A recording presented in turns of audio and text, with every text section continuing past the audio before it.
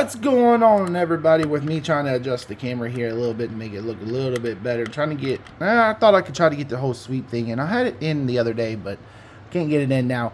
But we're doing another diecast review, and it's going to be the NASCAR Xfinity Series car. It's going to be from 2001, and here's what the car actually looks like. We all know what the car is. It's a standard finish. It's one of 1,872. It's the number 16 Barger's Precast Bristol Win. Whatever Barger Precast is. I'm about to actually look that up to find out what that sponsor is actually. But it's NASCAR Xfinity Series.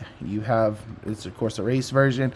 I have an opinion about this car, which I'm going to go over that here in a second. That's what the full box looks like. Not a bad looking box. I mean, it's a standard regular Xfinity Cup and Truck Series box. I don't think they're ever going to change it. I wish they would change it for the 2024 season. But here's actually what the car looks like. The car looks pretty cool, but I think they should have went to another way with this car, but we'll go over that here in a second. You have the Goodyear. It looks like you have a dent right here, which it doesn't feel like it, but it looks like one, which is, I like that. You have no good, I mean, you have good, but you don't have no year on or markings on the tire. You have NASCAR Xfinity Series, NASCAR race car. You have AJ Allmendinger with 3 stickers, Xfinity stickers. You have leaf filter there. You have the number 16. You have, which the blue is the foam that's inside the door, which happened after the race. You have, what is that, Barger Precast. I like the damage on it. I do. I mean, you can see how, get as close as I can to it. You can see how the damage is on it. You have nothing on that wheel. You have no Goodyear. You have no markings or anything. You have a tire mark there on that Hyper-Rite, yep, logo there. You have a wheel mark, and on the back you have Hyper-Rite, and you have Camaro. You have the 16. You have damage here, which in reality, this quarter panel should not be on the car because he actually tore it off in that race. And this has been number, what is it, 716? Yep, 716. You have Allmendinger there, Hyperrice.com. There you have the 16, which looks nice. And then on the other side, you have a car got banged up. I mean, this car truly got banged up. You can see all the way down the side. I mean, it's damage after damage after damage, which you can actually see a wheel mark on the black mat. That is so cool, actually. Never even noticed that till just a minute ago with the light. Got a wheel mark on the black. You have NASCAR Xfinity, of course, 16. AJ Allmendinger with 3 wins. You have no window, side window, because it is Bristol. So the car looks good in general. I mean, it's a nice looking car. 16 Camaro, Chevrolet. You can see how the front ends got destroyed. You have the Barger Precast on top. And you can just see all the buildup from the tires all over the hood. I like it on the white. You even have it on the windshield. You have Xfinity, which I like that black better than the purple, in my personal opinion. So the car looks good.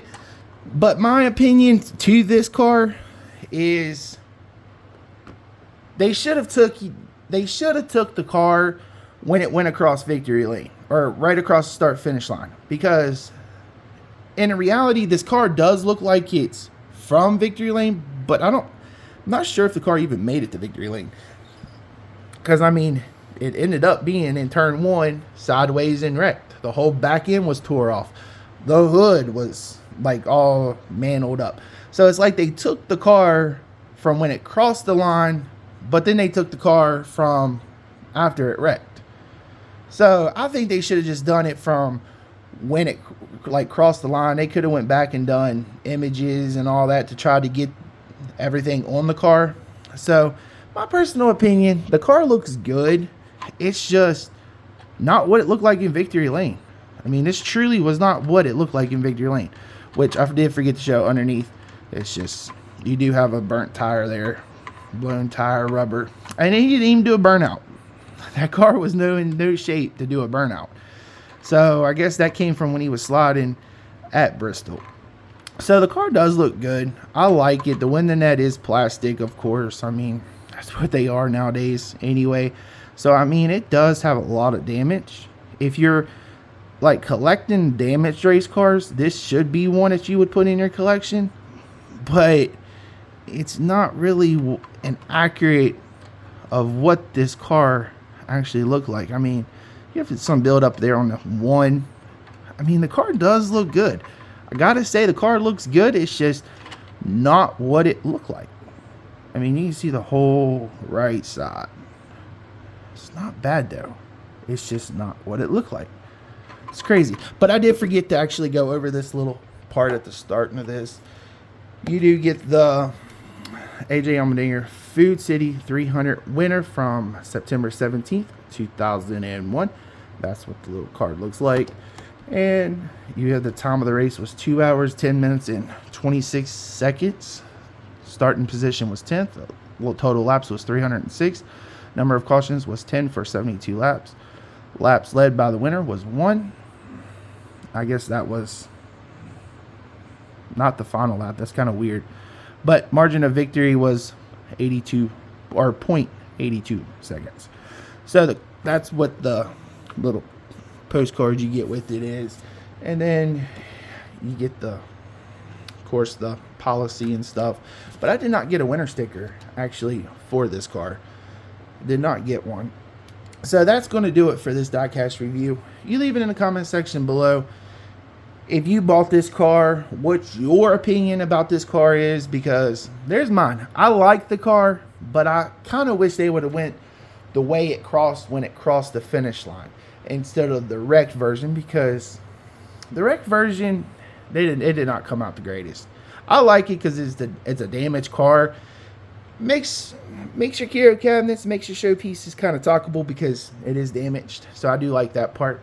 But that's going to do it for this diecast review. And I will see you again with another video. If you haven't done so, please like, comment, and subscribe. And I'll see you again with another diecast review.